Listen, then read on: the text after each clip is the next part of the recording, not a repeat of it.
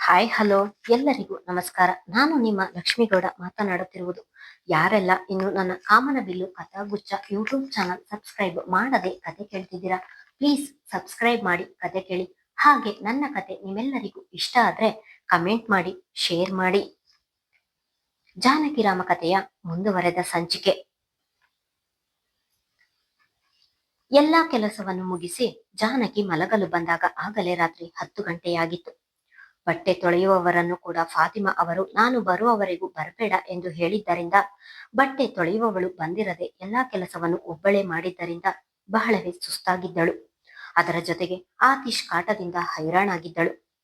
ಅಡಿಗೆ ಮನೆ ಕೆಲಸ ಮುಗಿಸಿ ಕೋಣೆಗೆ ಬಂದಾಗ ಫೋನ್ ಹಿಡಿದು ಮಲಗಿದ್ದ ರೆಹಮಾನ್ ಅವಳ ಮುಖವನ್ನು ನೋಡಿದರೆ ಬಹಳ ಆಯಾಸವಾಗಿದ್ದಾಳೆ ಎಂದು ಅವನಿಗೆ ತಿಳಿದು ಹೋಗಿತ್ತು.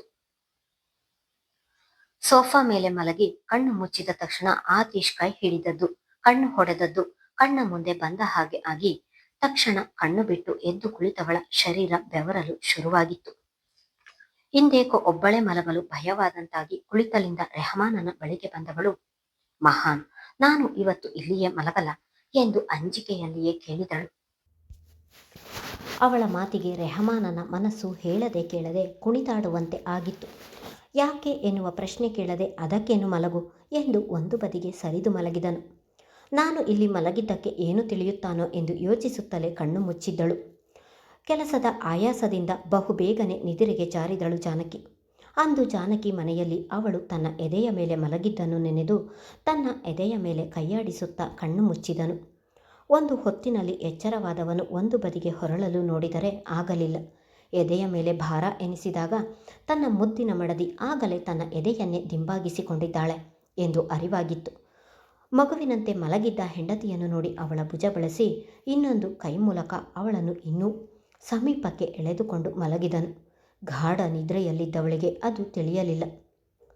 ಬೆಳಿಗ್ಗೆ ರೆಹಮಾನನಿಗಿಂತ ಬೇಗ ಎಚ್ಚರವಾದವಳಿಗೆ ರೆಹಮಾನನ ಎದೆಯ ಮೇಲೆ ಮಲಗಿರುವುದು ಅರಿವಾಗಿ ಹಾಗೆ ಅವನ ಬರಿದಾದ ಎದೆಯ ಮೇಲೆ ಮೃದುವಾಗಿ ಕೈಯಾಡಿಸಿದವಳಿಗೆ ಹೇಳತಿರದ ನಾಚಿಕೆ ಆವರಿಸಿತು.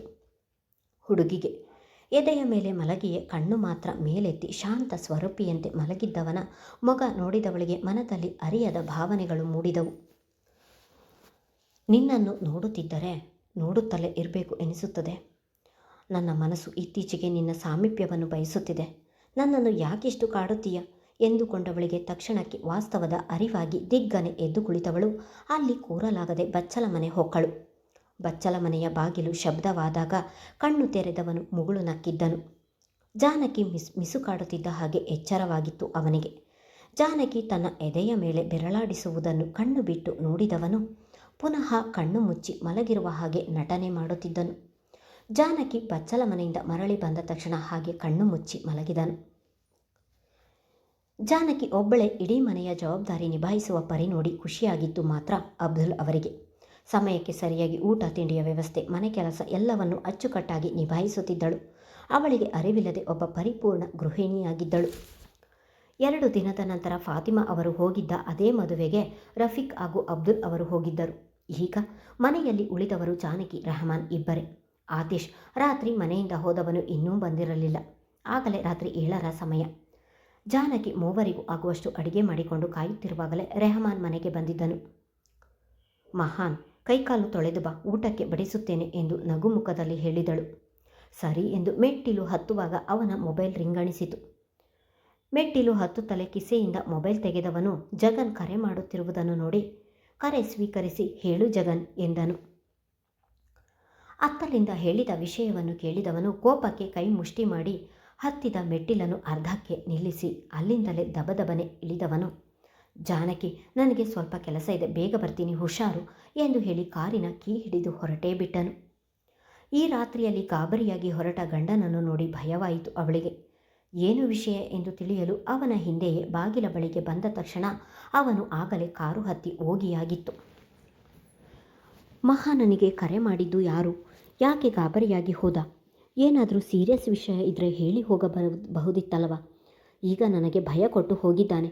ಈ ಇಡಿಯಟ್ ನಿನ್ನೆಯಿಂದ ಮನೆಗೆ ಬಂದಿಲ್ಲ, ಎಲ್ಲಿ ಹೋಗಿದ್ದಾನೋ ಗೊತ್ತಿಲ್ಲ. ನಾಳೆ ಎಲ್ಲರೂ ಮದುವೆ ಮುಗಿಸಿ ಬರುತ್ತಾರೆ. ಇವತ್ತೊಂದು ದಿನ ಅವನು ಮನೆಗೆ ಬರದೇ ಇದ್ರೆ ಸಾಕು ಎಂದು ಆತೀಶ್ನನ್ನು ನೆನೆದು ಹೇಳಿಕೊಂಡವಳು ಇನ್ನೇನು ಬಾಗಿಲು ಮುಚ್ಚಬೇಕು ಎನ್ನುವಷ್ಟರಲ್ಲಿ ಬಾಗಿಲ ಬಳಿ ನಗುತ್ತಾ ಪ್ರತ್ಯಕ್ಷನಾಗಿದ್ದ ಆತೀಶ್. ಅವನನ್ನು ಅಲ್ಲಿ ನೋಡಿ ಬೆದರಿದ ಹರಣಿಯಂತಾದವಳಿಗೆ ಇಡೀ ಶರೀರವೇ ನಡುಗಲು ಶುರುವಾಯಿತು. ಮನೆಯಲ್ಲಿ ಯಾರಾದರೂ ಒಬ್ಬರು ಇದ್ದಿದ್ದರೆ ಸಾಕಾಗಿರುತ್ತಿತ್ತು. ಹೇಗೋ ಅವನನ್ನು ಎದುರಿಸುತ್ತಿದ್ದವಳಿಗೆ ಇಂದು ಮನೆಯಲ್ಲಿ ಒಬ್ಬಳೇ ಇದ್ದಾಳೆ. ಈಗ ಅವನನ್ನು ಎದುರಿಸುವುದು ಕಷ್ಟವಾಗಿ ಅವಳ ಜಂಗಾಬಲವೇ ಕುಸಿದು ಹೋದಂತಾಯಿತು. ಅವನು ಹೊರಗೆ ನಿಂತಿರುವುದನ್ನು ನೋಡಿ ಏನೋ ಯೋಚಿಸಿದವಳು ಒಡನೆ ಬಾಗಿಲು ಹಾಕಲು ನೋಡಿದರೆ ಅವಳನ್ನೇ ಹಿಂದೆ ತಳ್ಳಿ ಒಳಗೆ ಬಂದಿದ್ದನು. ನೆಲದಲ್ಲಿ ಬಿದ್ದಿದ್ದವಳು ಒಡನೆ ಮೇಲೆದ್ದು ಅವನ ಜೊತೆ ಮಾತು ಕೂಡ ಆಡದೆ ಹೊರಗೆ ಹೋಗಲು ನೋಡಿದರೆ ಅವಳ ರಟ್ಟೆಯನ್ನು ಬಿಗಿಯಾಗಿ ಹಿಡಿದವನು ಕಾಲಿನಲ್ಲಿ ಬಾಗಿಲನ್ನು ಮುಂದಕ್ಕೆ ಒದ್ದು ಅವಳನ್ನು ಹಿಡಿದೇ ಒಳ ಬಂದಿದ್ದನು. ಏಯ್ ಆತೀಶ್, ಕೈ ಬಿಡೋ, ನನ್ನ ಕೈ ಯಾಕೆ ಹಿಡಿದಿದ್ದೀಯಾ ಎಂದು ಅವನಿಂದ ಕೈ ಬಿಡಿಸಿಕೊಳ್ಳಲು ಹರಸಾಹಸ ಮಾಡುತ್ತಿದ್ದಳು. ಖಂಡಿತ ನಿನ್ನ ಕೈ ಬಿಡುತ್ತೇನೆ ಚಿನ್ನ, ಆದರೆ ನಾನು ಹೇಳಿದ ಕೆಲಸ ನೀನು ಮಾಡಬೇಕು ಎಂದನು. ಅವನು ಚಿನ್ನ ಎಂದು ಹೇಳಿದ ಮಾತನ್ನು ಸಹಿಸದವಳು ಮಾತಿನ ಮೇಲೆ ಹಿಡ್ತಾ ಇರಲಿ, ನಾನ್ಯಾಕೋ ನಿನ್ನ ಮಾತು ಕೇಳಬೇಕು, ನಾನು ಕೇಳುವುದಿಲ್ಲ, ಬಿಡೋ ಕೈ ಎಂದು ಈ ಬಾರಿ ಇಡೀ ಮನೆಗೂ ಕೇಳುವ ಹಾಗೆ ಕೂಗಿದ್ದಳು. ಕೇಳಲೇಬೇಕು ಚಿನ್ನ, ಯಾಕಂದರೆ ಇವತ್ತು ನನ್ನ ಅದೃಷ್ಟಕ್ಕೆ ಮನೆಯಲ್ಲಿ ಯಾರೂ ಇಲ್ಲ ನೋಡು. ನಾನು ನೀನು ಇಬ್ಬರೇ ಇರುವುದು. ಸಮಾಧಾನವಾಗಿ ನಾನು ಹೇಳುವ ಮಾತನ್ನು ಕೇಳು ಎಂದನು. ಮನೆಯಲ್ಲಿ ಯಾರೂ ಇಲ್ಲ ಎಂದು ನಿನ್ನ ಅಟ್ಟಹಾಸವನ್ನು ಮೆರೆಯುತ್ತಿದ್ದೀಯಾ? ಈ ವಿಚಾರ ನಿನ್ನ ಅಣ್ಣನಿಗೆ ತಿಳಿದರೆ ನಿನ್ನನ್ನು ಮಾತ್ರ ಜೀವ ಸಹಿತ ಉಳಿಸುವುದಿಲ್ಲ. ಮರ್ಯಾದೆಯಿಂದ ನನ್ನ ಕೈ ಬಿಟ್ಟರೆ ಸರಿ ಎಂದು ಕೋಪದಲ್ಲಿಯೇ ಹೇಳಿದಳು. ಅಣ್ಣನಿಗೆ ಹೇಳ್ತೀಯಾ? ಎಲ್ಲಿ ಕೂಗು ನೋಡೋಣ. ಅವನು ಹೊರ ಹೋಗಿದ್ದನ್ನು ಖಚಿತಪಡಿಸಿಕೊಂಡೇ ನಾನು ಮನೆಯ ಒಳಗಡೆ ಬಂದಿದ್ದು. ನೀನು ಇಷ್ಟೊಂದು ಹೆದರುವ ಅವಶ್ಯಕತೆ ಏನೂ ಇಲ್ಲ. ನಾನು ನಿನಗೆ ಏನೂ ಮಾಡುವುದಿಲ್ಲ, ಆದರೆ ನಿನ್ನನ್ನು ನೋಡುತ್ತಿದ್ದರೆ ನನ್ನನ್ನು ನಾನೇ ಕಂಟ್ರೋಲ್ ಮಾಡಿಕೊಳ್ಳಲಾಗುವುದಿಲ್ಲ. ನೀನು ಒಂಥರ ನಶೆ ಇದ್ದ ಹಾಗೆ, ನೋಡುತ್ತಿದ್ದ ಹಾಗೆ ತಲೆಗೆ ಏರುತ್ತೀಯ. ನೋಡು, ಈಗ ನನಗೆ ಟೈಮ್ ವೇಸ್ಟ್ ಮಾಡಲು ಇಷ್ಟ ಇಲ್ಲ. ನೀನಾಗಿ ನೀನೇ ಒಂದು ಕಿಸ್ ಮಾಡು, ಬಿಟ್ಟು ಬಿಡುತ್ತೇನೆ ಎಂದರೆ ಅವನ ಮಾತು ಕೇಳಿ ಸಿಡಿಲೆರಗಿದಂತಾಗಿತ್ತು ಜಾನಕಿಗೆ. ಕಣ್ಣುಗಳು ಆಗಲೇ ಜ್ವಾಲೆಯಾಗಿ ಉರಿಯುತ್ತಿದ್ದವು. ಛೀ ಪಾಪಿ, ಅಣ್ಣನ ಹೆಂಡತಿಯ ಬಳಿ ಮಾತನಾಡುವ ಮಾತಾ ಇದು? ಸಂಬಂಧದಲ್ಲಿ ನಾನು ನಿನಗೆ ಅತ್ತಿಗೆಯಾಗಬೇಕು. ಅತ್ತಿಗೆ ತಾಯಿ ಸಮಾನ ಎಂದು ಹೇಳುತ್ತಾರೆ. ಅಂಥದ್ರಲ್ಲಿ ನನ್ನ ಬಳಿ ಬಂದು ಇಷ್ಟು ಅಸಹ್ಯವಾಗಿ ಮಾತನಾಡಲು ನಾಚಿಕೆಯಾಗುವುದಿಲ್ವ ನಿನಗೆ? ಇಷ್ಟು ದಿನ ಏನೋ ಹೋಗಲಿ ಎಂದು ಸುಮ್ಮನಿದ್ದಿದ್ದಕ್ಕೆ ಇಷ್ಟು ಕೆಳಮಟ್ಟಕ್ಕೆ ಇಳಿದಿದ್ದೀಯಾ? ಇಂದು ಮಾತ್ರ ನಿನ್ನನ್ನು ನಾನು ಸುಮ್ಮನೆ ಬಿಡುವುದಿಲ್ಲ. ನನ್ನ ಗಂಡ ಬರುವ ಮೊದಲು ಇಲ್ಲಿಂದ ಓಡಿ ಹೋಗಿ ಜೀವ ಉಳಿಸಿಕೊ ಎಂದಳು ಕೋಪದಲ್ಲಿ. ಮುಚ್ಚೆ ಬಾಯಿ, ಯಾರೇ ನಿನ್ನ ಗಂಡ? ಅವನ ಆಸ್ತಿಗೋಸ್ಕರ ಪ್ರೀತಿಯ ನಾಟಕ ಆಡಿ ಮನೆ ಸೇರಿರುವ ನೀತಿಗೆಟ್ಟವಳು ನೀನು. ಏನು ಅತ್ತಿಗೆಯ? ಬುಲ್ಶಿಟ್. ನೀನು ಎಂದಿಗೂ ನನ್ನ ಅತ್ತಿಗೆಯಾಗುವುದಿಲ್ಲ. ನಾನು ದ್ವೇಷ ಮಾಡುವ ಧರ್ಮದಿಂದ ಬಂದಿರುವವಳು ನೀನು. ಹಾಗಿದ್ದಾಗ ನಿನ್ನಂಥವಳನ್ನು ನಾನು ಅತ್ತಿಗೆ ಎಂದು ಕರೆಯಬೇಕಾ? ಈಗ ನಿನಗೆ ಇನ್ನೊಂದು ಆಯ್ಕೆಯನ್ನು ಕೊಡುತ್ತೇನೆ. ಒಂದು, ನನಗೆ ಕಿಸ್ ಮಾಡಬೇಕು, ಇಲ್ಲ ಈಗಿಂದೀಗಲೇ ಈ ಮನೆ ಬಿಟ್ಟು ಹೋಗಬೇಕು. ಹೇಗಿದ್ದರೂ ಮನೆಯಲ್ಲಿ ಯಾರೂ ಇಲ್ಲ.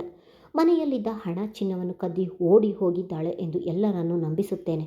ಆಯ್ಕೆ ನಿನಗೆ ಬಿಟ್ಟಿದ್ದು ಎಂದನು.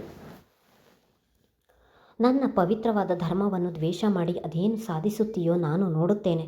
ಪ್ರೀತಿಯಿಂದ ಬಂದರೆ ಜೀವ ಕೊಡುವ ಧರ್ಮ ನಮ್ಮದು. ಹೀಗೆ ದ್ವೇಷ ಮಾಡುತ್ತಲೇ ಇದ್ದರೆ ಕೊನೆಗೊಂದು ದಿನ ಸಾಯುವ ಗಳಿಗೆಯಲ್ಲಿ ನಿನ್ನ ಬಾಯಿಗೆ ನೀರು ಬಿಡುವವರು ಕೂಡ ಯಾರೂ ಇರುವುದಿಲ್ಲ. ಆ ಗಳಿಗೆಯಲ್ಲಿ ಈ ನನ್ನ ಮಾತು ನೆನಪಿಸಿಕೊ. ತಪ್ಪು ಮಾಡದಿದ್ದರೂ ಅಪವಾದವನ್ನು ಹೊತ್ತುಕೊಳ್ಳಲು ನನಗೆ ಇಷ್ಟ ಇಲ್ಲ. ಎಂದಿಗೂ ನಾನು ಈ ಮನೆಯನ್ನು ಬಿಟ್ಟು ಹೋಗುವುದಿಲ್ಲ. ಹಾಗೆ ನನ್ನ ಜೀವ ಇರುವವರೆಗೂ ನೀನು ಹೇಳಿದ ಇನ್ನೊಂದು ಕೆಲಸ ಮಾಡುವುದಿಲ್ಲ. ದಯವಿಟ್ಟು ನನ್ನನ್ನು ಬಿಟ್ಟು ಬಿಡು ಎಂದು ಅಂಗಲಾಚಿ ಬೇಡುತ್ತಲಿದ್ದಳು. ಆಗಲೇ ಅವಳ ಕಣ್ಣಿನಿಂದ ಬಿಸಿಯ ಹನಿಗಳು ಇಳಿಯುತ್ತಲೇ ಇದ್ದವು.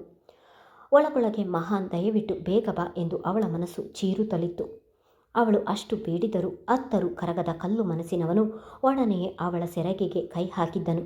ಇಷ್ಟರವರೆಗೆ ಹೇಗೋ ಅವನು ಬಾಯಿ ಮಾತಿನಲ್ಲಿ ಹೇಳುತ್ತಿದ್ದಾನೆ ಎಂದು ಸುಮ್ಮನಿದ್ದವಳಿಗೆ ಅವನು ಸೆರಗಿಗೆ ಕೈ ಹಾಕುತ್ತಿದ್ದ ಹಾಗೆ ಮೈ ಮೇಲೆ ಬೆಂಕಿ ಬಿದ್ದ ಹಾಗೆ ಆಗಿತ್ತು. ಜಾನಕಿಯ ಬಳಿ ಎಂದಿಗೂ ಯಾರೂ ಇಷ್ಟೊಂದು ಕೆಟ್ಟದಾಗಿ ವರ್ತಿಸಲಿಲ್ಲ. ರೆಹಮಾನ್ ಕೂಡ ಹೆಂಡತಿ ಎಂಬ ಅಧಿಕಾರದಲ್ಲಿ ಒಂದೇ ಒಂದು ದಿನ ಅವಳನ್ನು ಕೆಟ್ಟ ದೃಷ್ಟಿಯಿಂದ ನೋಡಿರಲಿಲ್ಲ. ಆಗಲೇ ಅವಳ ಕಣ್ಣು ಕೆಂಡದ ಉಂಡೆಗಳಾಗಿ ರಕ್ತವರ್ಣಕ್ಕೆ ತಿರುಗಿದ್ದವು. ಇನ್ನೂ ಸಹಿಸಲು ಸಾಧ್ಯವಾಗುವುದಿಲ್ಲ ಎನ್ನುವಂತೆ ಅವನ ಕಪಾಳಕ್ಕೆ ಜೋರಾಗಿ ಹೊಡೆದು ಅವನ ಕೊರಳ ಪಟ್ಟಿ ಹಿಡಿದು ನಿಂತವಳು ದುರ್ಗಿಯೇ ಸರಿ. ನಾನು ಸುಮ್ಮನಿದ್ದೇನೆ ಎಂದರೆ ಅದು ನನ್ನ ಅಸಹಾಯಕತೆ ಎಂದು ತಿಳಿಯಬೇಡ. ನಿನ್ನಂಥ ನೀಚರು ಅನ್ನ ನೀರು ಗಾಳಿ ಬದುಕಲು ಹಕ್ಕು ಕೊಟ್ಟ ದೇಶವನ್ನು ಮರೆಯಬಹುದು, ಆದರೆ ನಾನು ನನಗೆ ಅನ್ನ ಕೊಟ್ಟ ಮನೆಯನ್ನು ಎಂದಿಗೂ ಮರೆಯುವುದಿಲ್ಲ. ಈ ಮನೆಯ ಅನ್ನದ ಋಣ ನನ್ನ ಮೇಲಿದೆ. ಹಿರಿ ಜೀವಗಳಿಗೆ ನೋವಾಗುತ್ತದೆ, ಈ ಮನೆಯ ಮರ್ಯಾದೆ ಹೋಗುತ್ತದೆ ಎಂದು ಸುಮ್ಮನಿದ್ದೀನಿ. ಆದರೆ ಇನ್ನೂ ನಾನು ಮೌನವಾಗಿದ್ದರೆ ಹೆಣ್ಣು ಕುಲಕ್ಕೆ ಅವಮಾನ. ದ್ರೌಪದಿಯ ಸೆರಗಿಗೆ ಕೈ ಹಾಕಿ ತಪ್ಪು ಮಾಡಿದ ದುಶ್ಯಾಸನ ಏನಾದ ಎಂದು ತಿಳಿದಿದೆಯಾ ನಿನಗೆ? ಗೊತ್ತಿಲ್ಲ ಎಂದರೆ ಯಾರನ್ನಾದರೂ ಕೇಳಿ ತಿಳಿದುಕೋ. ಹಾಗೆ ನನ್ನ ಸೆರಗಿಗೆ ಕೈ ಹಾಕಿದ ನೀನು ಉಳಿಗಾಲವಿಲ್ಲ ಎಂದು ಕೊರಳಪಟ್ಟಿ ಹಿಡಿದೆ ಅಬ್ಬರಿಸಿದಳು. ಒಂದು ಕ್ಷಣ ಜಾನಕಿಯ ಅವತಾರ ನೋಡಿ ಆತಿಶನೇ ಹೆದರಿದನು. ಅಷ್ಟರಲ್ಲಿ ಮನೆಯ ಬಾಗಿಲು ದೂಡಿಕೊಂಡು ರೆಹಮಾನ್ ಒಳಗೆ ಬಂದಿದ್ದನು. ಇಬ್ಬರು ನಿಂತಿದ್ದ ದೃಶ್ಯವನ್ನು ನೋಡಿ ಹಾಗೆ ಕಲ್ಲಾಗಿ ನಿಂತನು. ದಿಢೀರನೆ ಒಳಗೆ ಬಂದ ಅಣ್ಣನನ್ನು ನೋಡಿ ಮುಖದ ಮೇಲೆ ಆಗಲೇ ಬೆವರ ಹನಿಗಳು ಮೂಡಿದವು. ತಕ್ಷಣಕ್ಕೆ ಜಾನಕಿಯ ಸೆರಗನ್ನು ನೆಲದ ಮೇಲೆ ಬಿಸಾಡಿದವನ ತಲೆಯಲ್ಲಿ ಕೆಟ್ಟ ಆಲೋಚನೆಯೊಂದು ಮೂಡಿತು. ಜಾನಕಿ ಮಾತ್ರ ಭಯದಲ್ಲಿ ಏನು ಮಾಡುವುದು ಎಂದು ತಿಳಿಯದೆ ಅವನ ಕೊರಳಪಟ್ಟಿ ಹಿಡಿದೇ ನಿಂತಿದ್ದಳು. ಅಣ್ಣ, ನನ್ನದೇನೂ ತಪ್ಪಿಲ್ಲ. ಅತ್ತಿಗೆಯೇ ಒಂದು ರಾತ್ರಿ ನನ್ನ ಜೊತೆ ಮಲಗು ಎಂದು ಬಲವಂತ ಮಾಡುತ್ತಿದ್ದಾರೆ ಎಂದು ಮುಳ್ಳಿಲ್ಲದ ನಾಲಿಗೆಯಲ್ಲಿ ತಡೆಯಿಲ್ಲದೆ ನುಡಿದಿದ್ದನು ಆತೀಶ್. ಮುಂದುವರಿಯುವುದು. ಧನ್ಯವಾದಗಳು. ರೆಹಮಾನ್ ತಮ್ಮನ ಮಾತು ನಂಬುತ್ತಾನಾ ಎನ್ನುವುದನ್ನು ಮುಂದಿನ ಸಂಚಿಕೆಯಲ್ಲಿ ನೋಡೋಣ. ಕಥೆಯ ಬಗ್ಗೆ ನಿಮ್ಮ ಅಭಿಪ್ರಾಯ ತಿಳಿಸುವುದನ್ನು ಮರೆಯಬೇಡಿ.